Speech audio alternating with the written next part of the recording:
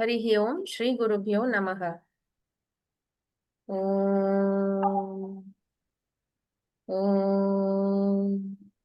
वक्रतुण्डमहाकाय सूर्यकोटिसमप्रभा निर्विघ्नं कुरु मे देव सर्वकार्येषु सर्वदा। गुरुर्ब्रह्मा गुरुर्विष्णुः गुरुर्देवो महेश्वरः गुरुर्साक्षात् परब्रह्म तस्मै श्रीगुरवे नमः। तस्मै श्रीगुरवे नमः। ॐ Namaste friends. A warm welcome to the 78th session of GIFT, Gita for Inner Freedom and Transformation. We had concluded the 13th chapter about 6 weeks ago, and then we had a very engaging and an enlightening session on the overview of the Brihadaranyaka Upanishad that was done by our teacher, Dr. Hegde sir. And from today onwards, we will resume our GIFT classes. We begin a new chapter, that is the 14th chapter, Gunatraya Vibhaga Yoga. Om Sadashiva-Samarambham Shankaracharya-Madhyamam Asmadacharya-Paryantam Vande Guru-Paramparam. Om. Salutations to all our Puja Gurus. Yes. So we are now in the new chapter, chapter 14, Gunatraya Vibhaga Yoga. We are in the final Shatkam of the Bhagavad Gita, that is the last 6 chapters, and the primary spiritual sadhana prescribed here is Gnana Yoga. In the first Shatkam, it was Karma Yoga, in the second, it was Upasana Yoga, and now we are in the final, the ultimate home stretch of Gnana Yoga. It started with the 13th chapter, the very profound, lofty kshetrajna Vibhaga Yoga, where Lord Krishna explained to us that all that we experience, this entire field of experience beginning from our own mind, extending to the body and the entire world around us, all of it is kshetram. So whatever I experience is kshetram. And who am I? I am the kshetrajna, the witness experiencer of all of this. You heard your voice. In the 14th chapter, that is the Gunatraya Vibhaga Yoga, the same knowledge is presented in a different way. Because this knowledge is so profound, it's so subtle, and it is so radical for us who have been conditioned through janmas that we are this body and mind, Lord Krishna wishes to present this to us in many, many different ways. So in the 14th chapter, we learn that this field of experience, what was called as kshetram, we learn that it is trigunatmika maya. It is the maya or apara prakriti that was mentioned in the 7th chapter. And we learn that the 3 gunas, we're going to learn a lot about them. They are components of matter. They are not attributes or superimpositions, but they are the first products of Prakriti. And who are we? We are the Gunateeta, the witness of all the gunas. We are the non-doer. We're merely the enlivening presence of all these gunas. And fortunately, we are also studying the Dritrisha Viveka parallelly. So what is Kshetram and Maya in the Bhagavad Gita? That is Drishyam in the Drisya Viveka. And then we have the Kshetrajna or the Gunatita, and that is the Drik. So in all of these chapters, we are employing discrimination or Viveka to come out of the bondage of samsara by identifying with our higher self, the Satchidananda Atma. The beauty and power of the Bhagavad Gita is such that each chapter is complete in itself. When studied systematically, it is the most comprehensive guide to transform our personalities to the best version of our own selves, and then it elevates us to transcend this very personality. Such is the power of the Bhagavad Gita. So let us just see the origin of the gunas from the Tattva Bodha. The gunas, as I just mentioned, they are the fundamental components of Maya. It is what Maya is made up of.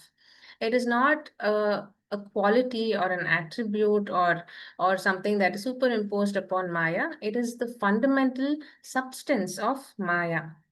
It is essentially present in every object and being in this universe. Of course, the proportion of each of these gunas in all objects and being in this universe varies vastly, but they are all the three gunas are present in everything. Prakriti or Maya is the unmanifest state where the three gunas are in equilibrium, and imbalance of this equilibrium triggers creation. So what happens from the or what is rather created from these three gunas? The Sattva guna, so the mind and the intellect are born from the Sattva guna. And from this arises our Gnana Shakti, the power of knowledge, of clarity.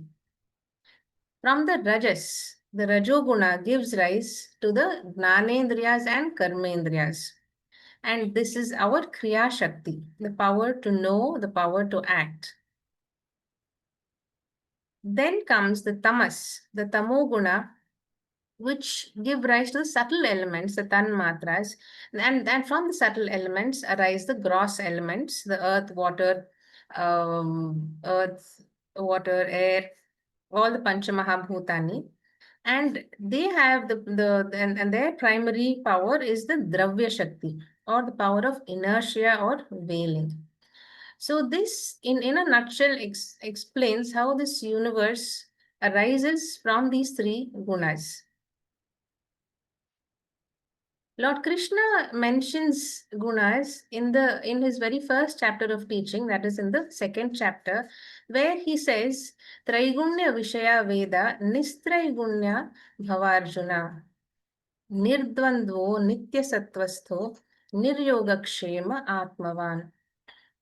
He says, O Arjuna, the Vedas deal with the world of three gunas, that is the Sattva, Rajas, and Tamas. And these gunas, when misconstrued, they become instruments to only gain artha and kama, that is, our material accomplishments. The outcome of this is a roller coaster ride of success and failure called life. And one becomes so busy spending all the time acquiring and holding that it doesn't leave time for any of our spiritual pursuits, and we stay stuck in samsara. Therefore, Krishna tells Arjuna, Nistrayi Gunyo Bhava. Be free from the desire for the world of these three gunas. Be free from the hold of the pairs of opposites, Nirdvandvo, and be ever established in Sattva Guna. Yet be free from the concern for acquisition and preservation. Be mindful, Atmavan. So here Lord Krishna is telling us that be free from all these gunas, yet stay established in Sattva Guna. So this alludes to being a karma sannyasa, to renouncing the doership of all action, but still doing all sattvic action and engaging in sattvic thoughts. So after mentioning this in the second chapter, Lord Krishna again brings up the gunas in the Karma Yoga chapter, the third one, where he gives us the mix of the three gunas, Sattva, Rajas, and Tamas, and how we have to maximize our sattvic karma, minimize our rajasic karma, and completely eliminate tamasic karma. And then, of course, there are several places in the Bhagavad Gita where Lord Krishna talks about the gunas. In the seventh chapter, when we enter the Madhyama Shatkam and Lord Krishna wishes to introduce his true nature, his cosmic form, there he again mentions that all the states of our mind are affected by the three gunas and that all of them are born from him alone. And he says that he is not dependent on them, but they are dependent on him. We see here that Lord Krishna very clearly tells that all the gunas are a part of his lower nature, the apara prakriti, and he is the para prakriti. And he is the and he enlivens or lends existence to this entire creation, of which gunas are a major. They constitute creation here, and it starts off from not only the gross creation but also the subtle matter, that is our mind also. And then he says, this Maya is Duratraya. He says, Daivi Hesha Gunamayi Mama Maya Duratraya. And Mameva Ye Prapadyante Maya Metam Tarantite. This divine Maya of his consists of the three gunas, and it is indeed very, very difficult to cross over. And only those people who surrender to him with Shraddha and Bhakti are able to cross over this Maya. So, given our intricate entanglement with the three gunas, Lord Krishna dedicates an entire chapter to explaining them. So, what is the layout of chapter 14? Lord Krishna is a master teacher. We have already seen this.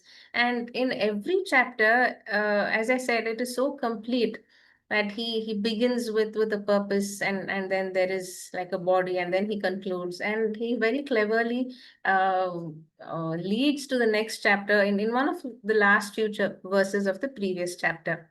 So in chapter 14, he begins the teaching again.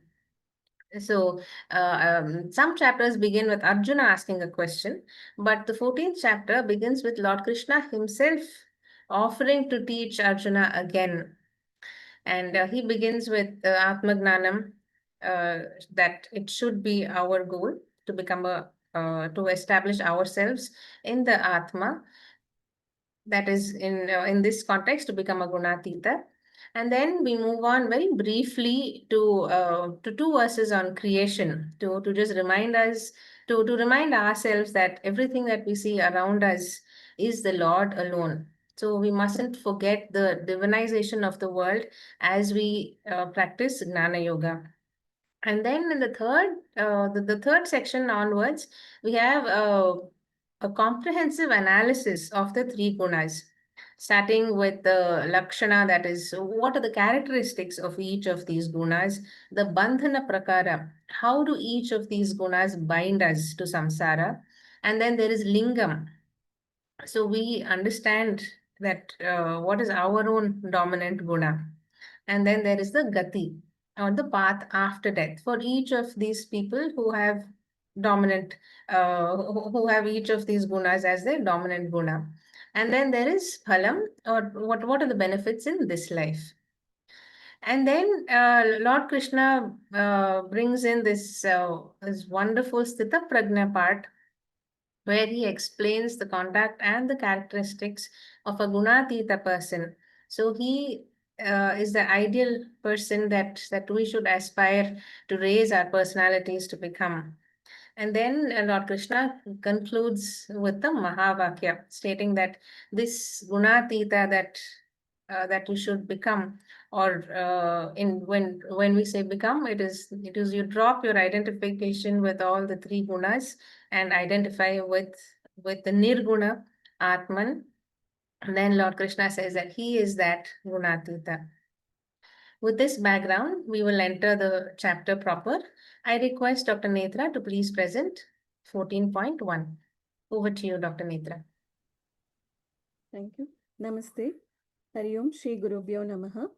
The 13th, 14th, 15th chapters are Jnana Yoga chapters, which contain the essence of Upanishads. As mentioned by Pannaga Madam, the 13th chapter, we saw the approach was Drik Drishyam or kshetrajna kshetram. In the 14th chapter, the approach is Gunatita. That means I, the Atma, I am Gunatita, and I am different from Saguna, Gunatraya, Anatma.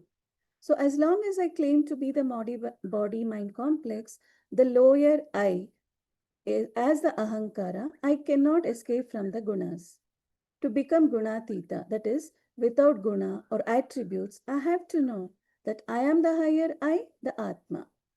Krishna deals with the three gunas as the stepping stones. Through them, we take to Gunatita Atma, Gunatraya Dwara, being the goalpost, being Jnanam. In the next slide, the verse goes as Shri Bhagavanuvacha Param Bhuya Pravakshyami Jnananam Jnanamuttamam Yajnatva Muniya Sarve Param Siddhimito Gataha. That means the Lord said, once again I shall impart that supreme knowledge, which is the greatest among all forms of knowledge, and gaining which all sages have reached the supreme goal. In the next slide, the chapter opens with Lord Krishna's willing intention to teach further. Here we have to understand why. Shankaracharya often notes that when a topic is highly subtle, a teacher must repeat it multiple times for clarity, whereas simpler topics do not require repetition. Krishna wishes to reiterate this for his own satisfaction. He proposes to impart the same wisdom once more, that is, Jnanam, especially the Atma Jnanam, and describes this as Paramam Uttamam Jnanam, meaning the highest knowledge in the world. Paramam means greatest, Uttamam means greatest. So he's using the greatest word twice. The first greatest indicates a knowledge which deals with the greatest reality. In terms of the subject matter, this knowledge is the Paramarthika Satyam, and therefore the first greatest indicates Vishaya Drushtya Uttamam. In the next slide, the second greatest underscores the outcome or the phalam derived from this knowledge, that is moksha, the ultimate liberation. Unlike other knowledge leading to transient results like artha, kama, dharma, this wisdom alone leads to imperishable liberation of moksha. So the first greatest represents subject matter, Vishaya Drushtya Uttamam. Second one refers to the Phala Drushtya, moksha, the ultimate result of this wisdom, moksha. By attaining this supreme knowledge, yet jnatva, all the true seekers, muni, achieve liberation. In the next slide, the term muni generally refers to a sannyasi, signifying a detachment, which in turn relates to sadhana chatushtaya sampatti, the fourfold qualifications essential for spiritual pursuit. These qualifications often summarized as the 4 Ds: discrimination, dispassion, discipline, and desire for moksha. So these are the prerequisites for the seekers, the adhikari, who are fully prepared. Jivan Mukti is liberation while living. Videha Mukti is liberation after death. Itaha Maranantaram. Those who acquire this wisdom experience both forms of liberation, achieving the ultimate goal and making their lives genuinely worthwhile. And these people attain both Jivan Mukti, Videha Mukti. So in the next slide, in conclusions, this verse, the approach is to understand that I am Gunatita and I am different from Saguna Gunatraya Anatma. The knowledge is greatest. The phalam of this knowledge is also greatest, that is moksha. And when we understand and acquire this, we get both Jivan Mukti, Videha Mukti. Thank you. Thank you very much, Dr. Netra, for this nice opening to this beautiful chapter. So, as Dr. Netra said, that the topic is so profound and subtle that Lord Krishna offers himself to teach it again from a different angle. So, when the greatest teacher tells us that he is going to teach the greatest knowledge, so as seekers, what must we do? What must we do? We must be the greatest listeners. So, when we listen with such attention and with Shraddha and Bhakti, Shravanam will only become Nididhyasanam. And the benefit of this knowledge is the primary reason that we're here week after week. For Jivan Mukti, that is freedom from suffering in this life. I think it's not like we are not happy or we don't have everything we need. I think we have everything, but we are still subject to the roller coaster of emotional upheavals. And uh, this study of the Bhagavad Gita will give us the freedom from the emotional upheaval that we experience. And naturally, this will lead us to Videha Mukti, wherein when we disidentify with all our actions, we don't generate any new karma phalam, and that's why we have freedom from rebirth. We now move on to the next verse, which will be next two verses, which will be explained by Dr. Sandhya Ravi. Over to you, ma'am. Thank you, Panaga. Hari Om Shri Gurubhyo Namaha. So these verses 14.2 and 3 are part of the glorification of Jnanam and a part of the creation process. So there is bound to be some overlap. So in the first two verses of this chapter, Sri Krishna glorifies Jnanam. First he glorifies and then he goes on to describe the process of creation, which is the evolution of all beings in the universe by the union of Purusha and Prakriti. And then the Gunas, and then how they are the cause of samsara. Though these have already been dealt with in chapter 13, again, as Dr. Netra just mentioned, the concept is so subtle that we need to hear it again and again. And she spoke about the Param Uttamam Jnanam in the first verse, which is the highest reality of Paramarthika Satyam. And the greatest benefit that can be got from this is Jivan Mukti and Videha Mukti. Chanting the first 14.2, Idam Jnanam Upashritya Mama Sadhamyam Agataha Sarge Pinopajayante Pralayena Vyathanti Cha. So, Upashritya Idam Jnanam, having resorted to this wisdom, Agata Mama Sadharmyam, having attained my nature, Sarge Pino Pajayante Pralaye Na Vyatanti Cha. They are not born at the time of creation, nor are they disturbed at the time of dissolution. And the greatness of this Jnanam, Idam Jnanam, is the benefits that it gives to the seeker who knows how to use it. Because then one can reach the state of perfection, which is Mama Sadhamyam. So what is this perfect state? Next slide, please. Waking up to a different level of consciousness. Just as we go from waking to sleeper to dreamer, and we become one with each one of these entities in the different states, a jnani becomes one with Nirguna Brahman. That is Sadharmyam Mama, the state of spiritual perfection. And what is the benefit that this knowledge confers? It is Jivan Mukti and Videha Mukti. Mama Sadharmyam is the important word here, statement here. It is Ishvara Swarupa. Interestingly though, as per Sanskrit grammar, Sadharmyam actually means similarity, but Sri Shankara in his Bhashyam interprets it as Aikyam or oneness. He translates this as Matswarupatvam, and that is they attain my own nature, which means they attain oneness with me. So Sadharmyam, as Adi Shankara interprets it, is Matswarupatam. Because the justification is similarity. If you say it's just similar to Ishvara Swarupam, then it retains its duality. But Sri Krishna in chapter 13 has already said, kshetrajna chapi mam. Know me as the kshetrajna, knower in all the kshetras, that is the body. So what happens when the jnani attains sadharmyam? The jiva Atman is gone. Ishvara Swarupam is Purnatva, a total inner sense of self-sufficiency. We've seen earlier, Atmanevatmana Tushtas Stita Prajnos Tadochate in chapter 2. So, a jnani is also Purnaha. He has Abhaya Swarupa, similar to Ishvara Swarupa, free from all sense of insecurity, limitlessness, Anantam, and free from slavery, which is Swamitva. So Bhagavan is also referred to as Swami, who's a master of everything. Whereas on the other hand, samsari is a slave of people, circumstances, karma, etc. And by gaining this knowledge, a jnani also becomes a Swami, master of the situation, without having any regret over the past, no anxiety about the future. So Swamitvam, Anantam, Abhayam, Purnatvam are indicative of Sadharmya.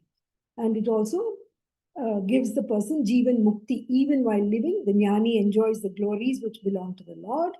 And after that, Videha Mukti, which is freedom from Punarjanma and Punarapi Maranam. So that is not born again. Sarge api na upajayante. That sarge means the next creation or srishti. And therefore, pralaye na vyatanticha. They do not grieve at the time of pralay. They are not affected by the pain of death. So, Sri Krishna says in this verse, O Arjuna, concentrate on jnanam. Enjoy Jivan Mukti and get the benefit of Videha Mukti. Moving on to the next verse. In the next verse, he summarizes the process of creation. Chanting the verse, Mama yonir mahat brahma tasmin garbham dadamyaham sambhava sarva bhutanam tato bhavati bharata. So, Purusha and Prakriti were discussed in chapter 13. And as a recap, Purusha and Prakriti are the two original principles. That is the Purusha Tattvam, which is likened to the father, and Prakriti Tattvam, which is likened to the mother. But both are anadi. That means they have no beginning. They are beginningless. And they are the cause of creation. And though they themselves are not created. So that is the similarity between Purusha and Prakriti, and it ends there. The differences are, Purusha is Chetana Tattvam, which is the consciousness principle. Prakriti is Achetana Tattvam, which is the inert principle. Purusha is Nirguna Tattvam, without any attributes. Prakriti is Saguna Tattvam with gunas. Purusha is Nirvikara Tattvam, without any modifications, whereas Prakriti is Savikara Tattvam, subject to modification. And finally, Purusha is Satya Tattvam, having an independent existence of its own, whereas Prakriti, the matter, does not have independent existence. It is Mithya. So, Nirguna, Nirvikara, Satya, Chetana Tattvam is Purusha, and Saguna, Savikara, Mithya, Achetana Tattvam is Prakriti. So, the inseparable association, next slide please. The inseparable association of Purusha and Prakriti is the cause of the creation called Ishvara, which is the cause of the creation and birth of all embodied beings. And all the products arising out of this will have the features of both, just like we know about genetic inheritance. It will have the products of, the features of both. So we have to recognize our true nature. The universe cannot be created without Prakriti or Maya. Karane Ishvara is a mixture of both, that is Purusha and Prakriti. Karyam Jiva is also a mixture of both. The Bhashyam elaborates on this union of Purusha and Prakriti is called Samyoga at the Samashti level, the macro level, and the Vyashti level, which is the micro level. Kshetrajna Samyoga at the macro level is responsible for Ishvara's arrival. At the Vyashti level, Kshetrajna Samyoga is responsible for the Jiva arrival. Ishvara also arrives by Samyoga, Jiva also arrives by Samyoga. And even though both of them are Samyoga, there is a difference, as you can see in that table. Ishvara, the macro Samyoga is Ishvara Vikshepa Shakti Pradana. It becomes Samanya Karanam, becomes Karma Phala Dhata. The same Samyoga at the micro level becomes Avarana Shakti Pradana Samyoga and becomes Vishesha Karanam and Karma Phala Bhokta. So what this means is this whole transaction of Purusha and Prakriti and the Vyashti Samyoga and Samashti Samyoga is because of this Samyoga, the whole creation happens. And the glory of the 14th chapter is that it's the one which talks about these two Samyogas. In the same verse, Krishna says, Mama Yoni, womb, which is Yoni is equal to the womb, which is the female principle, which is also Prakriti or Maya, is Mahat Brahma. So there are these two adjectives which qualify this Mama Yoni. Mahat is superior, and Brahma here is not the Brahma that we normally understand it to be, but it means the supporter.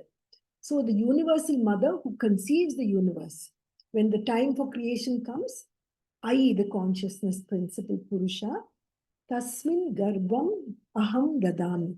I bless Maya, is what Krishna says. And how is this blessing done? It's the Ishvara Sankalpa with the power to produce the universe. And the first one to emerge is the Hiranyagarbha, which is the Sarva Bhuta Janma Karana, who alone can create the Virat. Next slide, please. And thus the universe evolves. That is Sambhava Sarva Bhutanam. So this we have seen in the Taittiriya Upanishad when we have studied that earlier. Tasmadeva Tasmat Atmana Akasha Sambhuta. So the fundamental cosmic space-time motion or vibration becomes more and more gross in the form of, from the space arrives Vayu, from Akasha comes Vayu, from Vayu comes, with the friction comes the heat, and then the water, and then the solid form of the earth, all the vegetation, and from the vegetation, the diet which we consume is nothing but the vegetation growing on earth, and from that, Annat Purushaha. So all that is in the universe you will find in yourself. And you are a miniature of this creation. And if you know yourself, you know the whole world, is what Krishna communicates in this verse to Arjuna. In the next verse, we'll talk a little more about this process of creation. Hari Om, thank you. Thank you very much, Sandhya ma'am, for that excellent and detailed explanation about the Samyoga of Prakriti and Purushaha. So as we can see, they are so intertwined, or they emerge together. And all our spiritual sadhanas will be to employ our viveka, our intellect, to understand that they are two separate entities, and how we practice our spiritual sadhanas to identify with the higher Purusha Tattvam, the Chetana Tattvam, and to use the Prakriti for all our worldly interactions. As you mentioned, the next verse is also going to focus on creation, and I request Shri B.S. Kulkarni sir to please explain verse 4. Hari Om. Hari Om. Sri Gurubhyo Namaha. In the last chapter of Bhagavad Gita, a discussion on Prakriti and Purusha, they were made in detail. Bhagavan made it clear that the Purusha is a Chetana Tattva and Prakriti is a Achetana Tattva. Both are Anadi, and whatever that is born, whether moving or unmoving, it will come into being due to the combination of Purusha and Prakriti. Bhagavan volunteered to commence a new information, gracing important and sacred topic in this chapter for the benefit of the devotees.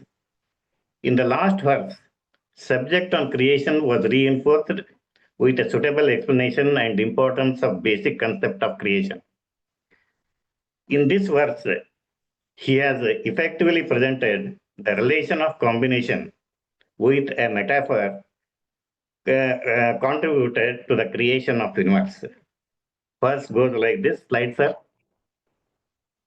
Sarva yonishu kaunteya murteya sambhavanti yaham tasam brahma mahadyonihi aham bija pradapita. Whatever forms produced in whatever womb, O son of Kaunteya, they have come from a great womb of nature, Prakriti, and I place seeds as father of universe. Next slide, sir. Kaunteya, son of Kaunteya, Sarva Yunishu, all wombs, Murteyaha, bodies, Sambhavanti, take birth. Brahma Mahadyoni, Mahaprakriti, a universal mother, giving birth to the living creatures. Bija Pradaha, grace the words, grace the seeds, Pitaha as a universal father. For a better understanding of the verse, a meaning of certain words are added. Brahman is Jagat Karana, Chetana Tattva, conscious principle, changeless, eternal. Purushaha, Ishvara, identified with the Samashti Karana Sharira, Maya under his control. Maya, Achetana Tattva, changing principle, Anadi, inert, Prakriti, a Trigunatmaka. Hiranyagarbha, mother principle, identified with the Samashti subtle bodies of all living creatures. Sarva Yonishu, it is the field of manifestation of all living beings in the universe, and different wombs include devatas, pitrus, human beings, animals, birds, insects, all living creatures. Murtayaha, stula shariras of different shapes and different species. Brahma Mahadyoni, a Mahat Prakriti universal mother principle, Prakriti Maya, mother Bija Pradaha, bestower of seed in the womb to manifest. Pita, universal father, Jagat Karana. The entire universe is a product of life-giving principle and inert Prakriti. Bhagavan is a Jagat Karana as a universal father who bestows the seeds to take birth. In this profound verse, Krishna declares that he is the source of life, serving mother and father of universe. Next slide, sir.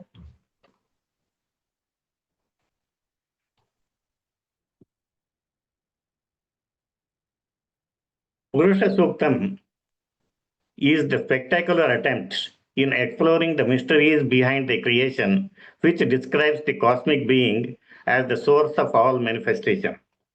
First from Purusha Sukta from Rigveda, a meaning of which bring a closer to the eternal truth. Purusha evedagam sarvam yadbhutam yaccha bhavyam utamrtatvateshanaham yadannenati rohati. A supreme self, infinite conscious principle is the substratum for whatever born now and whatever born in future, which itself is the cause of all names and forms. Next slide, sir.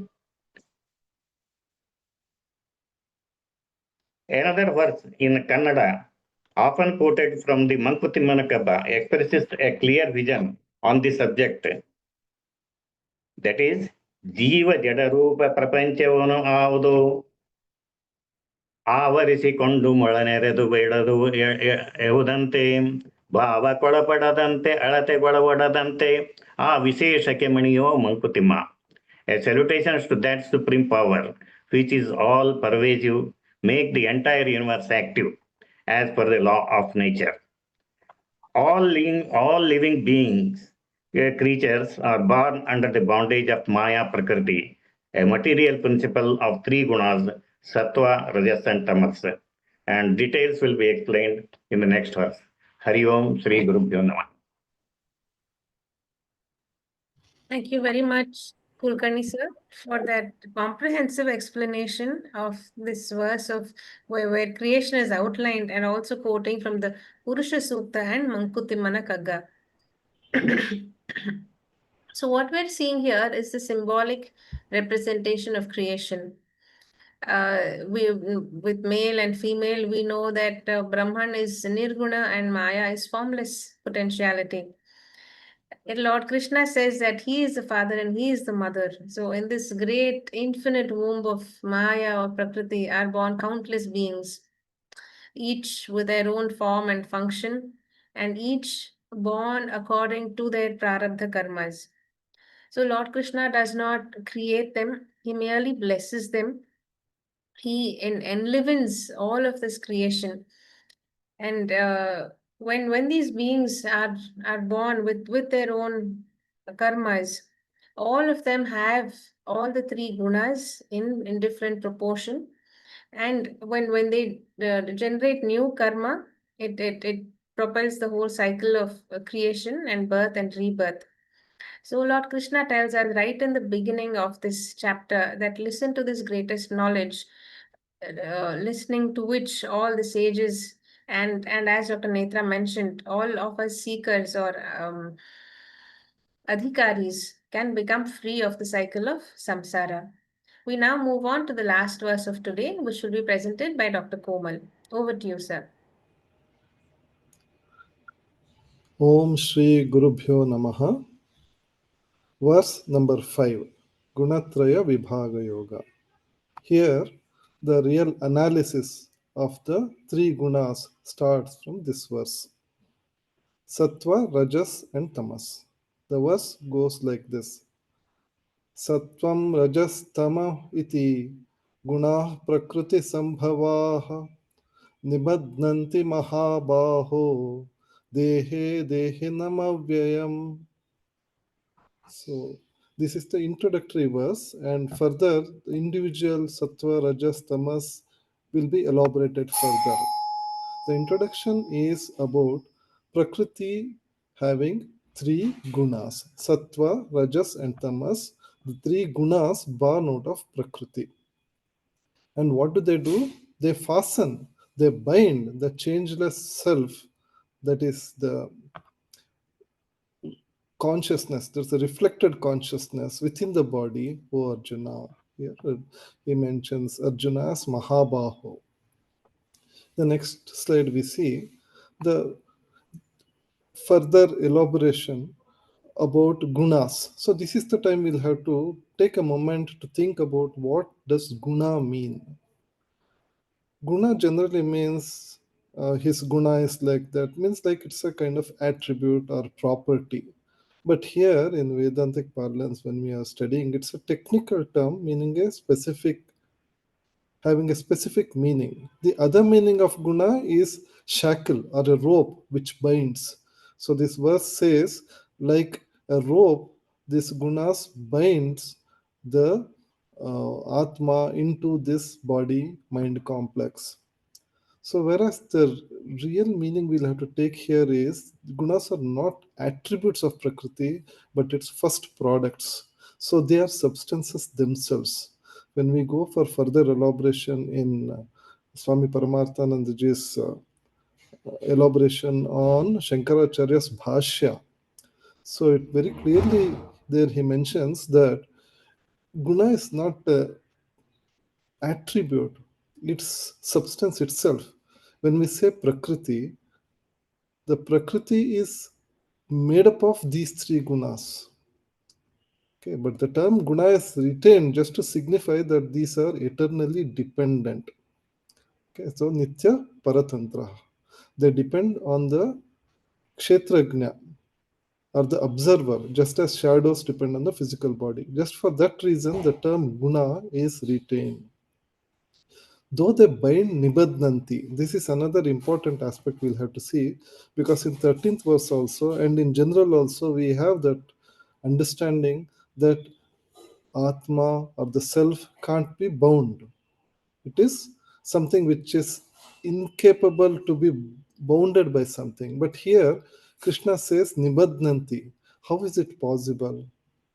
So that's why Shankaracharya elaborates in his Bhashya that it is as it were, it is not actually bound, but it looks as though it is bound. But self actually is never bound. It's not possible to bind it. And other subtle difference we'll have to note here, and additional information is the difference between Vedanta versus Sankhya, the Advaita versus Sankhya difference. In Sankhya, Prakriti and Purusha both are taken as real and independent. Prakriti particularly is taken as independent, whereas in Vedanta, Prakriti is taken as an elaboration of Purusha. Prakriti is mithya, dependent on Ishvara's Maya Shakti. So these are the things we need to remember. I have not added elaborate illustrations here. We are already bombarded with a lot of terminologies. So I want all of us to take a moment to concentrate and visualize what this guna means, because this entire chapter we are starting today is about Gunatraya Vibhaga Yoga. So we have to properly understand what the guna means. So thinking at the individual level, we'll break down into simplifying things. every individual has two portions that we understand by now. The Sakshi Amsha, which is the higher part, and Ahankara Amsha, that lower part. That Ahankara Amsha, the Mithya part, we can say, the lower part, again consists of two things. One is the inert body-mind complex. This we understand, which is the reflecting medium. And the other one is the borrowed or the reflected consciousness, pratibhimba. So imagine there's a mirror lying in a green lawn. Okay. And then there's a bright sun above, which is the original consciousness. And the reflection of the sun is shining bright on the mirror.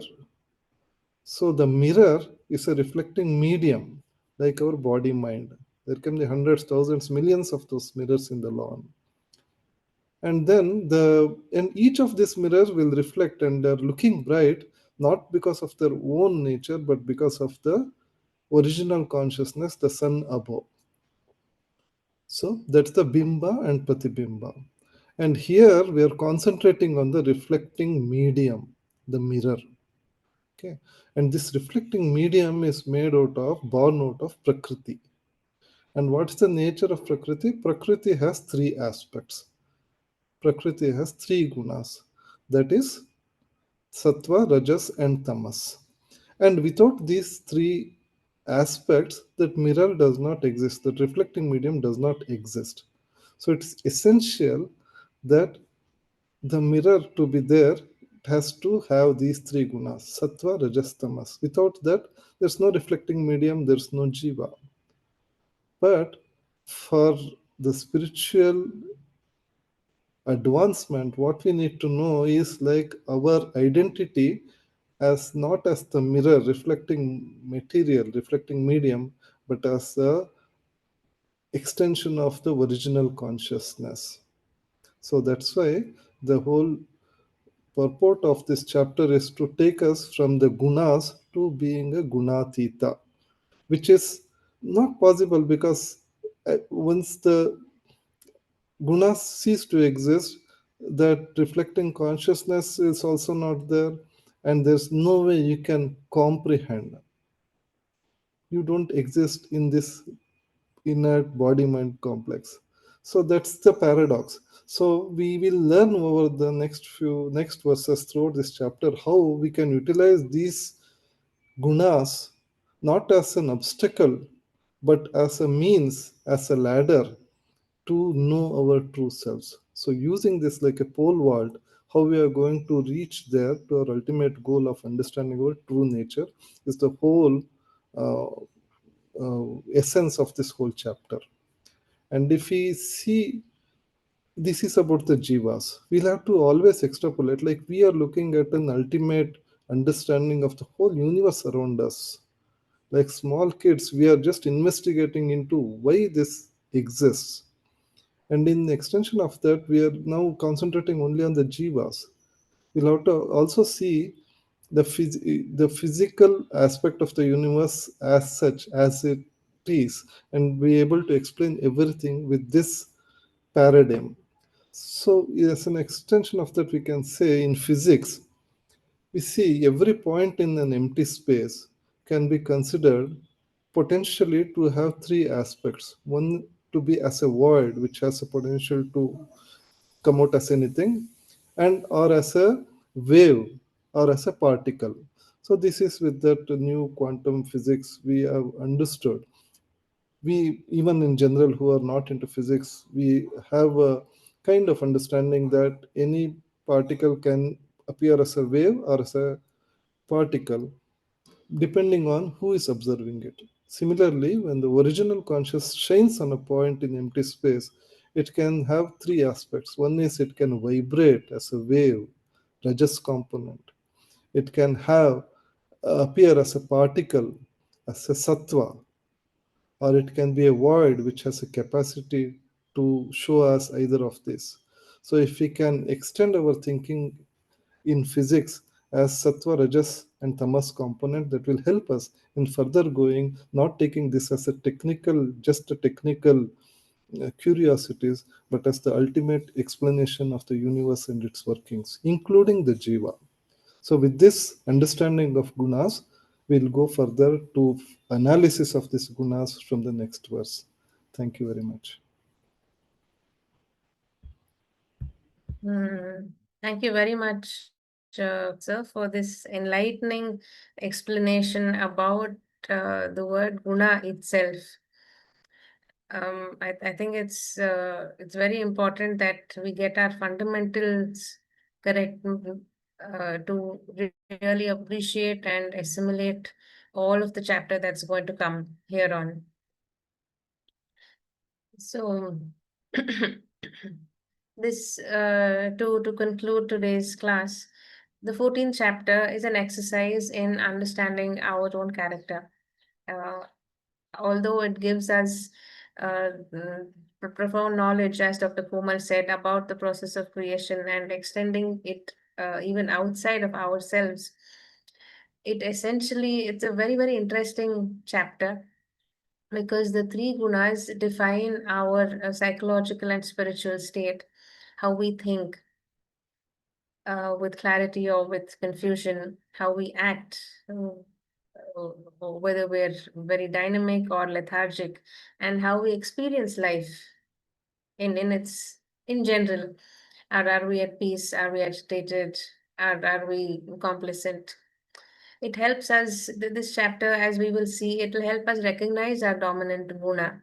Although we are made up of all the three gunas, we will, through Krishna's perfect analysis of all the three gunas, we will be able to identify which is our dominant guna. And whatever be this dominant guna, Lord Krishna will help us to elevate ourselves to be established in Sattvic guna.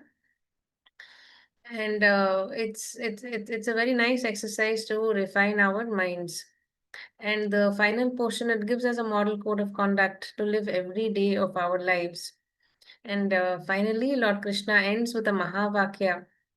And he says that this Gunateeta that you are aspiring to be, know that to be me. And as Dr. Komal said, these gunas are extremely essential for us to progress spiritually. We have to use it as the pole and then cross over. With that, we conclude today's session. We will meet again in our next Gunatraya Vibhaga class on the 27th of June. Thank you, dear viewers, for staying with us. And now, as we have been saying in the last couple of classes, that we have the opportunity now to offer our gratitude to our gurus who have made this knowledge available freely to us in such a systematic way. There are several videos on spirituality on YouTube, but I'm sure all of you have also seen so many of them, but then nothing can compare with this consistent and systematic study that we have been able to undertake. If you would like to contribute any amount, the account details are mentioned here and also shared in the WhatsApp groups. Please do remember to fill the Google form after you make the payment. Finally, we end with our Shanti Patha, reminding ourselves that we are Purna at all times. Om Purnamada Purnamidam Purnat Purnamudachyate Purnasya Purnamadaya Purnameva Vashishyate. Om Shanti Shanti Shanti. Hari Om Shri Gurubhyo Namaha.